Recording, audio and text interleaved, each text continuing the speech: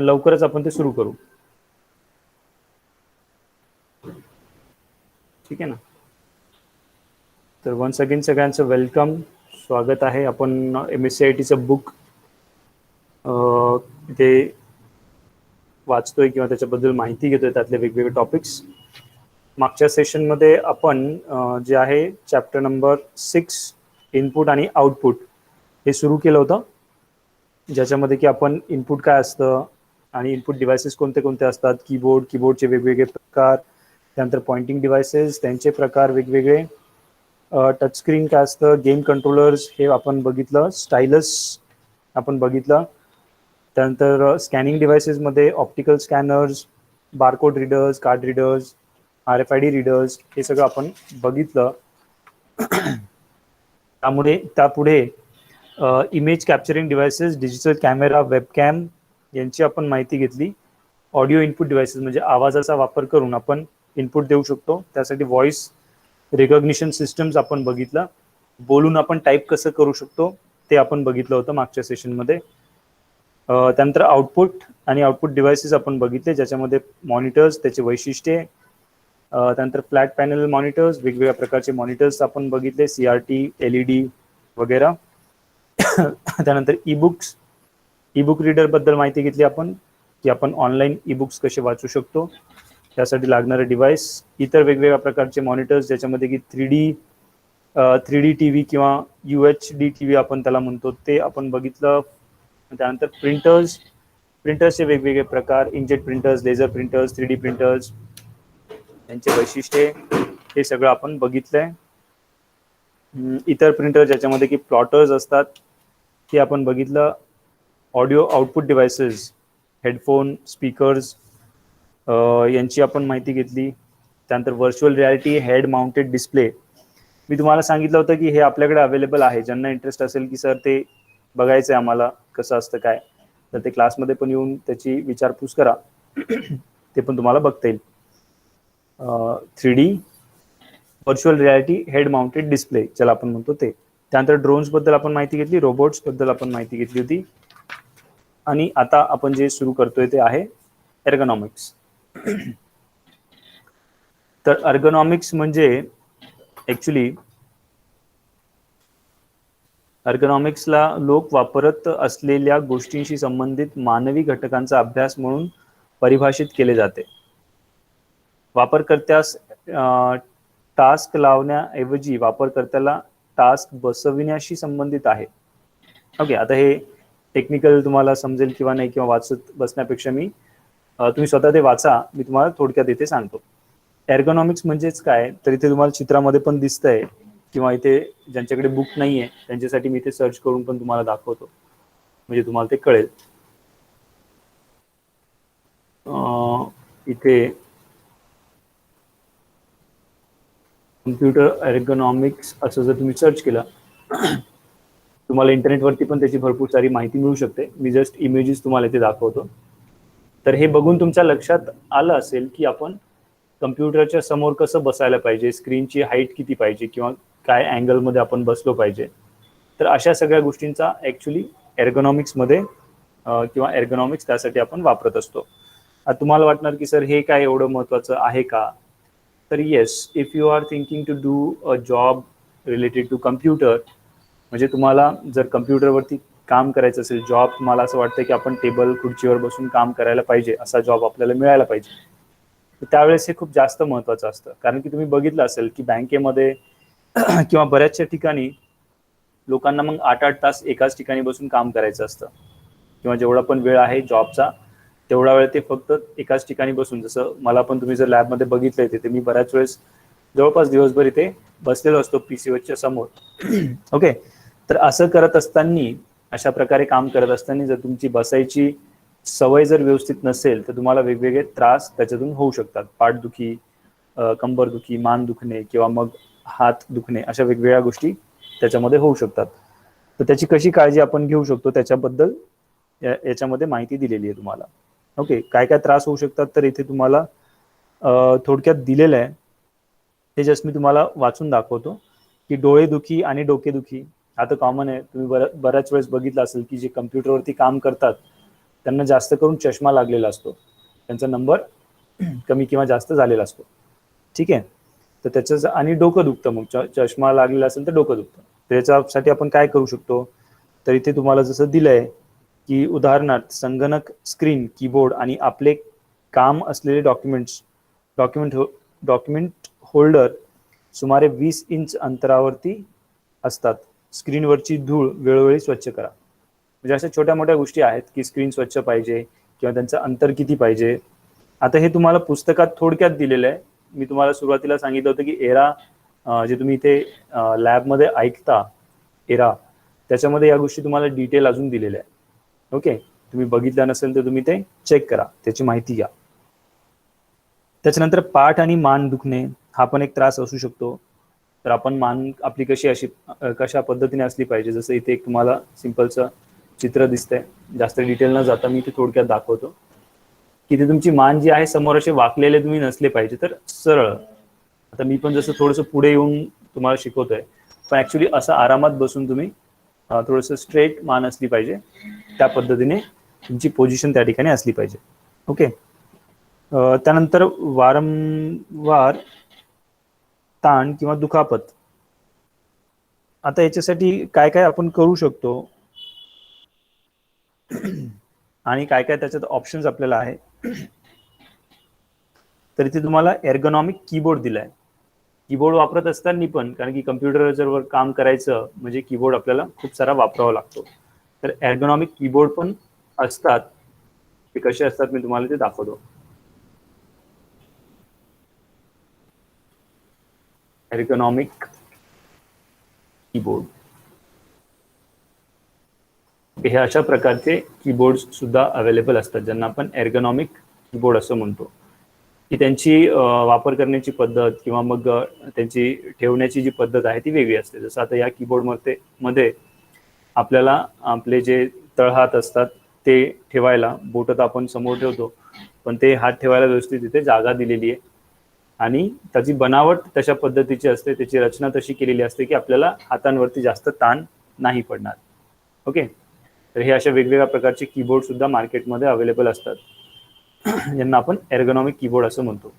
ठीक आहे, त्यानंतर इथे तुम्हाला पुढचं जे दिलंय की पोर्टेबल संगणक, पोर्टेबल लॅपटॉप तुम्ही वापरू शकता. जसं की लॅपटॉप्स आहे किंवा टॅबलेट्स आहे, स्मार्टफोन्स आहे. हे वापरताना काय होतं की आपल्याला एका ठिकाणी बसायची गरज पडत नाही. लॅपटॉप तुम्ही सहज कसंही वापरू शकता, पण ऍक्च्युली ते पण वापरण्याची एक योग्य पद्धत आहे. कसंही वापरायचं म्हणजे तुम्ही जेवताना लॅपटॉप वापरताय किंवा मग झोपून लॅपटॉप वापरताय, तर ते पण योग्य नाही. किंवा टॅबलेट किंवा स्मार्टफोन्स पण आपण किती अंतरावरती फोन हातामध्ये धरून वापरला पाहिजे. काही जण एकदम असं करून फोनचा वापर करतात, किंवा काही जण खूप लांब धरावा लागतो त्यांना, तेव्हा मोबाईलची स्क्रीन दिसते. तर त्याची पण आपण काळजी घ्यायला पाहिजे आणि त्याच्यावर विचार करायला पाहिजे. त्यानंतर पुढचं जे याच्यामध्ये तुम्हाला दिलंय, आता हे पण चॅप्टर आपलं कम्प्लीट झालं. याच्यामध्ये शेवटी, जसं प्रत्येक चॅप्टरच्या शेवटी IT मध्ये करिअर चं ऑप्शन तुम्हाला दिलेलं असतं. तर इथे तुम्हाला दिलंय तांत्रिक लेखक, ज्याला आपण टेक्निकल रायटर असं म्हणू शकतो. तर त्याच्याबद्दल पण ते कोण करू शकतं, तर ज्याला सर्व संगणक घटकांचे हार्डवेअर, सॉफ्टवेअर आणि नवीनतम घडामोडी ज्ञान आहे आणि ज्याला सर्जनशीलपणे व्यक्त करू शकतात. म्हणजे कोणासाठी हे तांत्रिक लेखक कोण बनू शकतं, तर ज्यांना या सगळ्या गोष्टींची माहिती आहे डिटेल आणि नवीन अपडेट त्याला राहायला आवडतं, त्यांच्यासाठी हे करिअर चांगलं आहे. का, तर तांत्रिक लेखन हे एक आकर्षक करिअर जे पाठपुरावा करतो आणि एखाद्याला शिक्षण तज्ज्ञांच्या जवळ ठेवते आणि त्यांचे ज्ञान नियमितपणे वाढवते. म्हणजे तुम्हाला लक्षात आलं असेल की जे टेक्निकल रायटर्स असतात त्यांना त्यांचं नॉलेज स्वतःचंही वाढतं आणि ते रायटिंग करून मग त्या विषयाशी संबंधित लेख वगैरे लिहून इन्कम सुद्धा त्यातून करू शकता. IT उद्योगात घडणाऱ्या गॅजेट्स, संगणक घटक आणि घडामोडींचे ज्ञान, याच्यामध्ये ते काय लिहू शकतात. जसं आता टेक्निकल लेखक किंवा टेक्निकल रायटर म्हणजे वेगळं काही नाही, लेखकच असतो एक. जसं लेखक जर आपण म्हटलं, तर काही लेखक काय करतात, कविता वगैरे लिहितात, काही लेखक गोष्टी लिहितात, कादंबऱ्या लिहितात. हे नाव ऐकले का, कादंबरी, गोष्टी वगैरे असं कोणी वास्तव तुमच्याकडे? Yes sir, yes sir. हो sir. Very good, very good. तर हे सगळं जे आहे, तर हे वेगळ्या प्रकारचे लेखक असतात जे टेक्निकली म्हणजे समजा जसं आता विंडोज 11 लॉन्च झालं आहे ना, तर मग एखादा टेक्निकल रायटर काय करेल की त्याच्याबद्दल माहिती देणारा एक लेख लिहून तो पब्लिश करू शकतो. ज्यांना इंटरेस्ट आहे त्यांच्यासाठी मग तो लेख काम येईल. लक्षात, अशा प्रकारचे हे टेक्निकल रायटर्स असतात. कुठे ते काम करू शकतात तर लॅपटॉप आणि इंटरनेटचे ऍक्सेस असलेली व्यक्ती कुठूनही काम करू शकते. ओके. केव्हा शक्यतो शाळा पास केल्यानंतर, म्हणजे शाळा वगैरे तुमची कंप्लीट झाली की टेक्निकल रायटर म्हणून पण तुम्ही काम करू शकता. मग याच्याशी संबंधित मॅगझिन्स पण असतात किंवा तुम्ही स्वतःचा ब्लॉग सुद्धा तयार करू शकता. इंटरनेटद्वारे संगणकाच्या, आता हे काम कसं करता येईल तर इंटरनेटद्वारे संगणकाच्या विविध घटकांविषयी तंत्र मासिकेविषयी जाणून घ्या. इच्छुक उमेदवार टेक सामग्रीबद्दल लिहिण्यासाठी नियमितपणे इंटरनेट देखील सर्फ करू शकतात. जसं मी तुम्हाला आता सांगितलं की माहिती कुठून मिळेल तुम्हाला, तर तुम्ही स्वतः इंटरनेटवरती सर्च करा, त्याचं रिसर्च करा.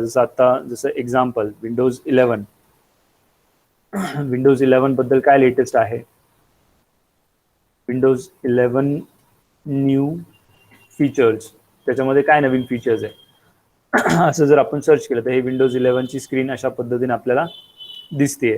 ओके. त्याच्यामध्ये काय नवीन आहे तर एखादा ब्लॉग जर तुम्ही वाचला किंवा इथे वरच्यावर तुम्हाला दिलंय 7 new features included in Windows 11, a new more Mac like interface, म्हणजे मॅकबुक ॲपलचे जे कम्प्युटर्स असतात त्यांच्यासारखं त्याचा लुक त्यांनी आता केलेला आहे. इंटिग्रेटेड अँड्रॉइड ॲप्स, म्हणजे अँड्रॉइडचे जे मोबाईलवरती जे ॲप्स आपण वापरतो तेच आपल्याला त्या कम्प्युटरमध्ये डायरेक्टली वापरता येणार आहे. विजेट्स आहे, Microsoft Teams integration, Xbox tech game वगैरे, असं तुम्ही स्वतः पण त्याचा अभ्यास करू शकता. ओके.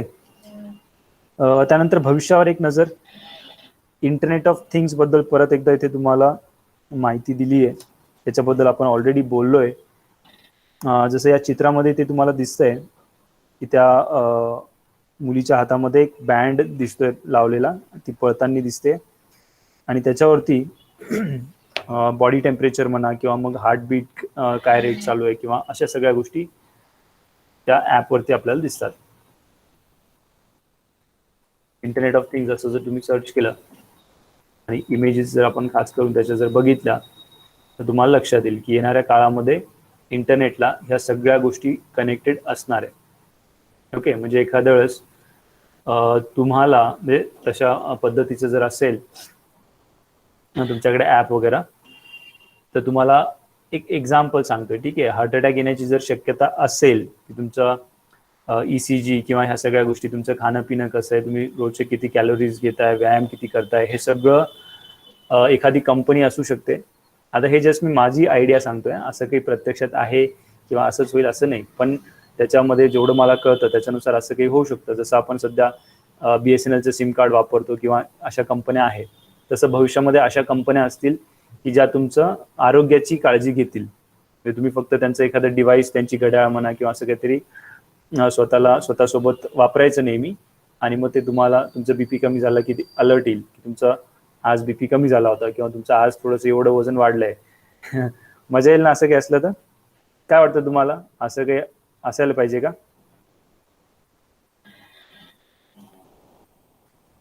हॅलो.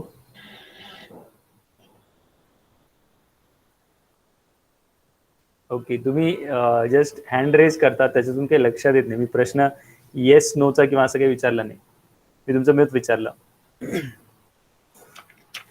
ठीक आहे. आपण पुढे, म्हणजे हे चॅप्टर जे आहे ते आपलं कम्प्लीट झालं. मग त्यानंतर चॅप्टर नंबर 7 आहे, ज्याच्यामध्ये की सेकंडरी स्टोरेज बद्दलचं हे चॅप्टर आहे, तर ते पण आपण सुरू करू. याच्यामध्ये तुम्हाला काय काय आपण शिकणार आहे त्याच्याबद्दल थोडक्यात इथे सांगतो मी तुम्हाला. तुमच्या सर्व गरजा पूर्ण करण्याकरिता कम्प्युटरवर योग्य तो हार्ड ड्राईव्ह प्राप्त करणे, म्हणजे हार्ड ड्राईव्ह ज्याला आपण म्हणतो हार्ड डिस्क, तर ती कोणत्या प्रकारची आपण वापरायला पाहिजे हे आपल्या लक्षात येईल. डिजिटल माहिती ब्ल्यू रे, CD आणि DVD वर सामायिक करणे, म्हणजे माहिती जी आहे आता यांचा ॲक्च्युली जास्त वापर होत नाही, CD किंवा DVD खूप कमी प्रमाणात वापर होतो, पण सिलेबसमध्ये आहे तुमच्या आणि ते माहिती असणं चांगलं आहे. तुमच्याकडील हँडहेल्ड इलेक्ट्रॉनिक उपकरणं अधिक गतिमान करणे आणि त्यासाठी कमी ऊर्जेचा वापर शक्य करणे.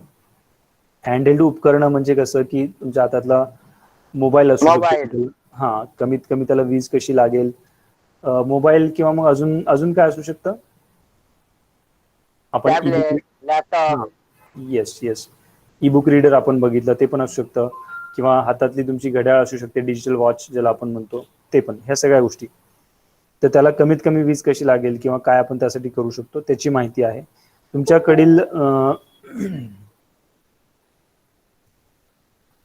तुमच्याकडील माहिती इंटरनेटवर सुरक्षितपणे आणि खात्रीपूर्वक साठविणे. म्हणजे आपल्याकडे जे आपण माहिती साठवतो ते आपल्या कम्प्युटरमध्ये तर असतेच, पण तीच आपण इंटरनेटवरती कशा पद्धतीने आपण साठवू शकतो याची पण माहिती त्याच्यामध्ये असणार आहे. ओके, तर इथे तुम्हाला पेज नंबर आहे आपला बुकमध्ये 155. त्याच्यावरती तुम्हाला इथे काही डायग्राम्स दिलेत, मी जस्ट इथे तुम्हाला वाचून दाखवतो की काय काय आहे, आणि इथे ज्यांच्याकडे बुक नाही त्यांना इथे सर्च करून दाखवतो. पहिल्या याच्यामध्ये आहे हार्ड डिस्क.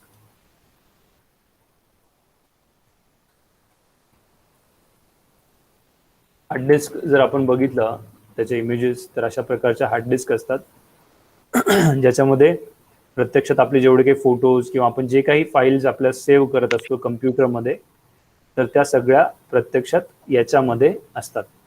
ओके, याला आपण हार्ड डिस्क असं म्हणतो. त्याच्यानंतर आहे solid state storage. Solid state storage किंवा ड्राईव्ह पण आपण त्याला म्हणू शकतो. हे अशा प्रकारचे डिव्हाइसेस असतात ज्याच्यामध्ये की मेमरी कार्ड पण येतं, मेमरी कार्ड, SD कार्ड, अशा प्रकारचे डिव्हाइसेस ते येतात. त्याच्यानंतर ऑप्टिकल डिस्क.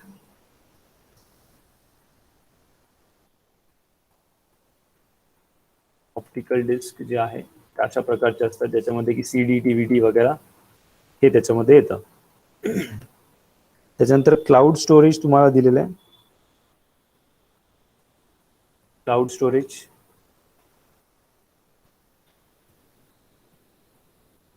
स्टोरेज जे आहे तर प्रत्यक्षात ते इंटरनेटवरती ती माहिती असते, त्याच्यामुळे त्याला क्लाउड स्टोरेज आपण म्हणतो. आणि याचा फायदा असा आहे की तुमचं क्लाउड स्टोरेजवर जर काही तुम्ही सेव्ह केलेलं असेल तर जगातल्या कोणत्याही कम्प्युटरमध्ये तुम्हाला ती माहिती मिळवता येऊ शकते. फक्त कंडिशन हीच आहे की ते कम्प्युटर इंटरनेटला कनेक्ट पाहिजे.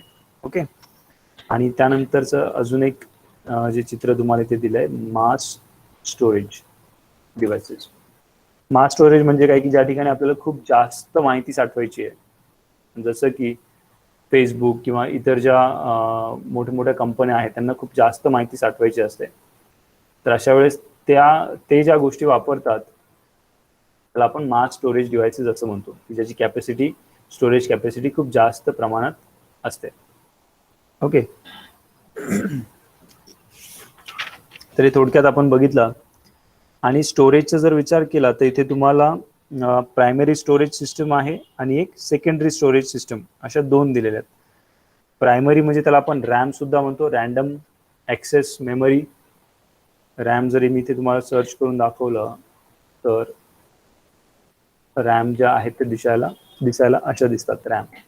ओके, तर हे रॅन्डम ॲक्सेस मेमरी आपण त्याला म्हणतो. आणि सेकंडरी स्टोरेज मध्ये आपण जसं आता बघितलं हार्ड डिस्क वगैरे ह्या सगळ्या गोष्टी येतात. आता त्यातल्या त्यात पहिलं जे तुम्हाला इथे दिलंय, हार्ड डिस्क बद्दल माहिती दिली आहे, तर आपण थोडक्यात हार्ड डिस्क बद्दल इथे माहिती घेऊ. हार्ड डिस्क वरती जी काही इथे माहिती आपल्याला दिसते, एक मिनिट मी इथे तुम्हाला दाखवतो.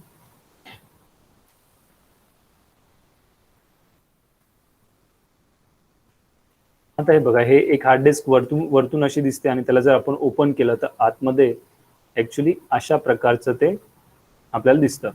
आता हे काय मध्ये जी डिस्क आपल्याला दिसतीये त्याला आपण प्लॅटर असं म्हणतो, ठीक आहे, किंवा डिस्क प्लॅटर आपण त्याला असं म्हणतो. आणि त्याच्यावरती हे जे आहे हे एक्झाम्पल आणि याची सुरुवात कशी झाली ऍक्च्युली ते पण तुम्हाला थोडक्यात इथे दाखवतो. ग्रामोफोन ऐकलंय का तुमच्यापैकी कोणी? ग्रामोफोन माहितीये? हो सर, ऐकलंय. त्याच्या पहिले गाणे ऐकवायची त्या याच्यावर. आता जे आपण रेडिओ किंवा मोबाईलमध्ये गाणे ऐकतो, तर सगळ्यात पहिले जे होते म्हणजे फक्त गाणे ऐकण्यासाठी ग्रामोफोन वापरले जायचे, जे की असे होते.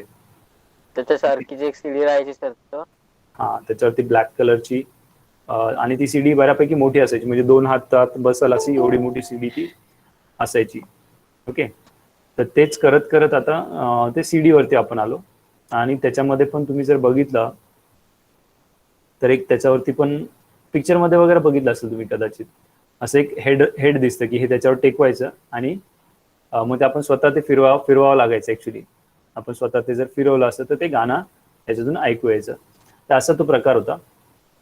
पण तेच आता आपण जर इथे बघितलं लेटेस्ट, एक मिनिट, तर तेच हार्ड डिस्क मध्ये जर आपण बघितलं तर अशा प्रकारे ते झालंय. आता तेच टेक्नॉलॉजी वाढून ते अशा प्रकारे झाली.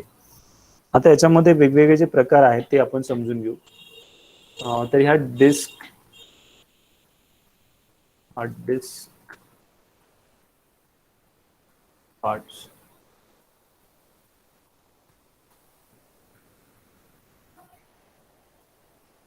ओके, एक मिनिट, त्याच्यामध्ये हा इथे तुम्हाला दिसतंय. तर हे जे बघितलं याच्यामध्ये तुम्ही, तर ही डिस्क असते एक, आणि हार्ड डिस्क मध्ये काय असतं, एकावर एक खूप साऱ्या डिस्क ठेवलेल्या असतात. ओके, आणि ही मॅग्नेटाइज डेटा ऑन डिस्क, म्हणजे डिस्कवर जी माहिती असते ती एकतर मॅग्नेटच्या स्वरूपात असते किंवा मग त्याला ऑप्टिकल पण असतं, म्हणजे प्रकाशाच्या याच्यावरती पण ते रेकॉर्ड होत असतं. आता याच्यामध्ये अजून काय काय गोष्टी, तर ट्रॅक्स तुम्हाला दिसत आहेत. ही डायग्राम जी मी तुम्हाला इथे दाखवतोय ना, ही ऍक्च्युली पुस्तकामध्ये पण तुम्हाला दिलेली आहे. ते जरी तुम्ही समोर ठेवलं तरी तुम्हाला लक्षात येईल. 157 या पेज नंबरवरती ते आहे. ओके, तर त्या डिस्कमध्ये ट्रॅक्स असतात, म्हणजे हे गोलाकार जे एक सेंटर असलेले वेगवेगळे सर्कल्स जे आपल्याला दिसत आहेत त्याला आपण ट्रॅक्स असं म्हणतो. त्याच्यानंतर इथे हेड दिसतंय की ज्याच्यातून त्या ट्रॅकवरती काय लिहिलेलं आहे, म्हणजे आपली माहिती एकतर ते लिहिण्यासाठी पण आणि त्याच्यावर असलेली माहिती वाचण्यासाठी पण हे हेड असतात. ओके, ही डिस्क रोटेट व्हायला लागली की त्याच्यावरची माहिती आपण तिथे बघू शकतो. त्यानंतर इथे तुम्हाला पुढे याच्यामध्ये डिस्क हेड जे दिलंय, म्हणजे हे जे हेड असतं याच्यामध्ये आणि त्या डिस्क मध्ये प्रत्यक्षात किती अंतर असतं, तर ते पण इथे तुम्हाला दिसतंय की त्याच्यामध्ये आपला सपोज एखादा मानवी केस, म्हणजे आपल्या डोक्याचा केस जर त्याच्यात गेला किंवा मग धुळीचं कण किंवा मग आपलं बोट जरी त्याला लागलं, म्हणजे सीडी पण आपण पकडताना तुम्ही बघितलं असेल की सीडी त्याचा जो चमकणारा भाग असतो त्याला आपण शक्यतो हात लावत नाही, कारण की त्याला जर आपला हात लागला तर आपल्या बोटांचे ठसे असतात तेवढ्यामुळे पण ते खराब होऊ शकतं. ओके, किंवा धुराचा जो कण असतो, धूर म्हणजे हवेसारखं जवळपास असतं, पण त्याचा जरी कण त्याच्यात गेला त्या हार्ड डिस्कमध्ये तरी सुद्धा हार्ड डिस्क खराब होऊ शकते. आणि तशा प्रकारे जर हार्ड डिस्क खराब झाली तर त्याला आपण हेड क्रॅश असं म्हणतो. म्हणजे हे जे हेड आहे ते त्या डिस्कला जर चुकून टच झालं किंवा त्या दोघांच्या मध्ये केस किंवा मग धूळ किंवा याच्यामुळे जर ते खराब झालं त्याला आपण हेड क्रॅश असं म्हणतो. ओके, तर हे हार्ड डिस्क कसं काम करतं हे थोडक्यात तुमच्या लक्षात आलं असेल. आता त्याचे काही प्रकार इथे तुम्हाला दिलेले आहेत हार्ड डिस्कचे. त्यातला पहिला आहे internal hard disk.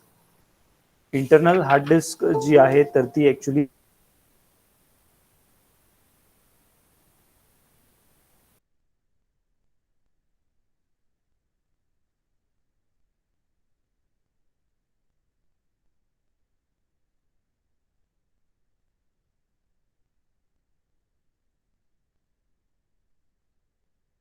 Sir sir sir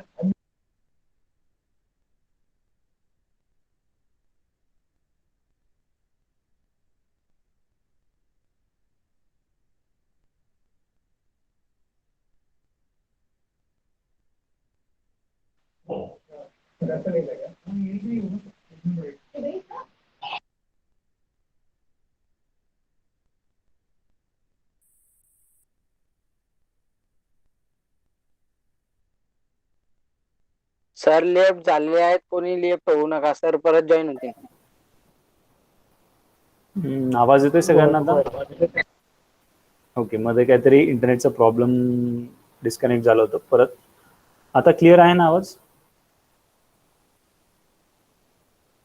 हो सर. सगळ्यांना ओके ओके ठीक आहे. तर कुठपर्यंत ऐकू आलं तुम्हाला? कुठपर्यंत लक्षात आलं? कुठे आपण डिस्कनेक्ट झालो होतो? इंटरनल हार्ड डिस्क इंटरनल पर्यंत हार्ड आलं होतं sir. Okay, internal hard disk आपण सुरू केलं होतं, राईट. तर इंटरनल हार्ड डिस्क जी आहे तर ती हार्ड डिस्क सिस्टम युनिटच्या आतमध्ये असते. जसं इथे जर आपण बघितलं तर अशा प्रकारे हे सगळे कनेक्शन्स असतात आणि त्याच्यामध्येच ती हार्ड डिस्क सुद्धा जोडलेली असते, जी की आपण शक्यतो बाहेर काढत नाही. सीपीयू सोबतच ती आपण ठेवत असतो. त्याच्यानंतर एक्सटर्नल हार्ड डिस्क आहे. एक्सटर्नल हार्ड डिस्क जी आहे ती अशा प्रकारची असते, मी ते तुम्हाला दाखवलं. इंटरनल हार्ड डिस्क आपण आत्ताच बघितली आणि एक्सटर्नल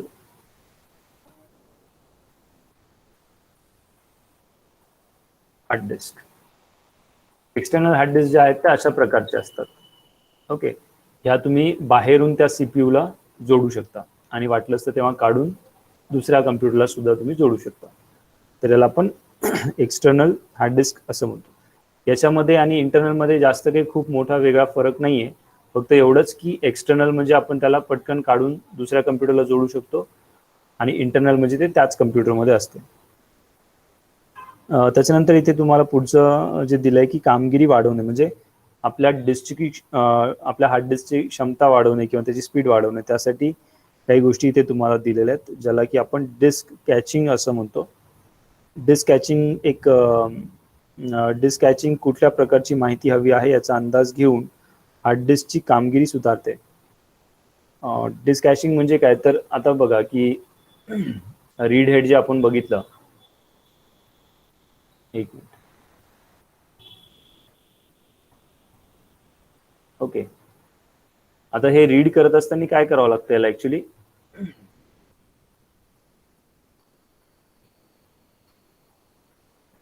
रीड करत असताना सपोज आपल्याला जी माहिती लागते ती या ठिकाणी आहे, तर हे गोल फिरून फिरून तिथपर्यंत यायला त्याला थोडासा वेळ लागतो. आणि बऱ्याच वेळेस काय होतं, डिस्क कॅशिंगच्या मदतीने सपोज आपण जी माहिती घेतली ती इथली माहिती घेतलेली आहे आणि त्याच्याशी रिलेटेड माहिती त्याच्या जवळ इथे आहे, तर कम्प्युटर स्वतः अंदाज लावतो आणि ती माहिती आपण मागायच्या आधीच तिथे अवेलेबल करण्याचा प्रयत्न करतो. याला डिस्क कॅशिंग असं आपण म्हणतो. त्याच्यामुळे आपल्या हार्ड डिस्कची सुधारणा वाढते, म्हणजे आपल्या हार्ड डिस्कची स्पीड जी आहे ती वाढते. आता टेक्निकली जर विचार केला तर खूप बारकाईने ते सांगता येईल, पण आपण सध्या जस्ट वरच्यावरती बघतोय. त्याच्यानंतर RAID याचाच फुल फॉर्म जो आहे, रिडंडंट ॲरेज ऑफ इनएक्सपेन्सिव्ह डिस्क. हे पण जर मी तुम्हाला इथे दाखवलं तर तुमच्या लक्षात येईल. RAID पेड हार्ड डिस्क. तर ह्या अशा प्रकारच्या हार्ड डिस्क असतात आणि ह्या पण ज्या आहेत तर मोठमोठ्या डेटा सेंटर्समध्ये ॲक्च्युली वापरल्या जातात.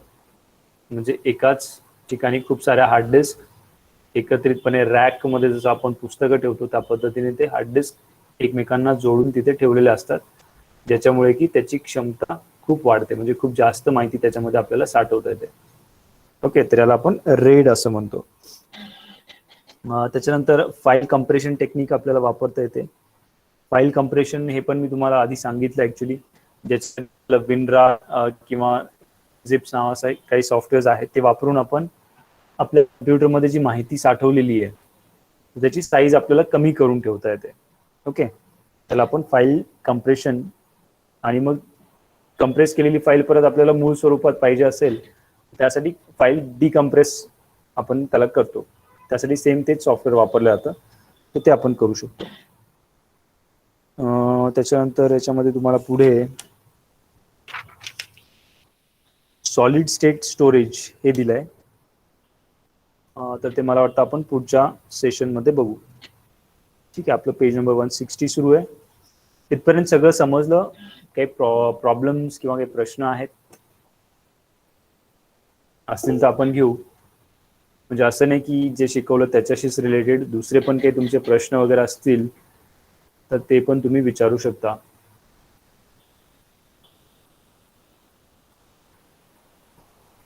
Yes, are there any questions that we can discuss here? Sir, आपण कॉम्प्युटरचा जो पासवर्ड राहतो तो जर का विसरलो तर रिसेट नावाची पद्धत राहते, त्या बोथ सॉफ्टवेअर साठी सर काय करावं लागतं सर? कोणत्या सॉफ्टवेअरसाठी? बोट सॉफ्टवेअर बोल्ट. जो तो बोट जो पेनड्राईव्ह मध्ये इन्स्टॉल करून त्याच्यात लावतात सर. बूट म्हणता तुम्ही, बूटिंग सॉफ्टवेअर. हो, रिसेट करण्यासाठी. हा, तर ते ऍक्च्युली कम्प्युटरचा जर पासवर्ड तुम्ही विसरले, मेन पासवर्ड जर विसरले, तर त्याला एकतर रिसेट करता येतो किंवा मग त्याला डायरेक्टली फॉर्मॅट करावं लागतं. त्याला काही दुसरं ऑप्शन नसतं. आणि तुम्ही जे बूटचं विचारताय तर त्याला आपण तशा पद्धतीने जर आपण रिसेट केलं तर तुमच्या कम्प्युटरमधली सगळी माहिती जी आहे ती डिलीट होते. तर थोडक्यात तो कम्प्युटर फॉर्मॅटच होतो. सर बोटने केलं होतं तेव्हा सगळं होतं सर, आणि फॉर्मॅट मारल्यावर सगळं चालले गेले सर. हा, मी तेच म्हणतोय ना की तुम्ही त्याचं पण ऍक्च्युली टेक्निकली जर विचार केला तर खूप वेगवेगळ्या पद्धती त्याच्यामध्ये आहे. त्याच्यामध्ये रेस्क्यू डिस्क नावाचा एक प्रकार असतो की तुमचं कम्प्युटर समजा सुरू नाही होते काही कारणामुळे, तर तुम्ही तात्पुरतं एक पेन ड्राईव्ह जोडून एक वेगळी हार्ड डिस्क वेगळं ऑपरेटिंग सिस्टम त्याच्यामध्ये तात्पुरतं वापरू शकता आणि तुमच्या कम्प्युटरमधली माहिती वेगळी काढून, जे महत्त्वाचे डॉक्युमेंट्स आहेत ते वेगळे काढून नंतर तुम्हाला कम्प्युटर फॉर्मॅट करता येतं. ओके, अशा पण काही गोष्टी त्याच्यामध्ये आपण करू शकतो. तर तुमचा नेमका प्रॉब्लेम काय? तुम्ही स्वतः काही प्रॉब्लेम आला तुमच्या कम्प्युटरला? नाही सर, पासवर्ड विसरलो होतो मी तर एक म्हणजे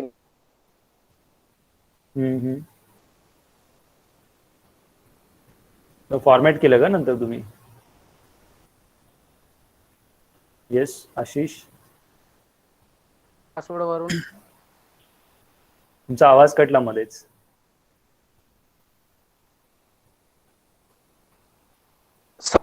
माझ्याकडे मेकॅनिक आले होते, त्यांनी केलं होतं सर, बूट सॉफ्टवेअर यूज करून केलं होतं.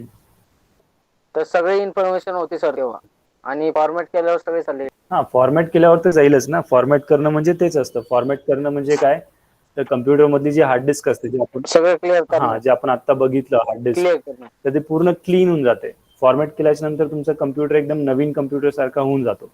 त्याच्यामध्ये आधीची काहीच माहिती त्याच्यात नसते.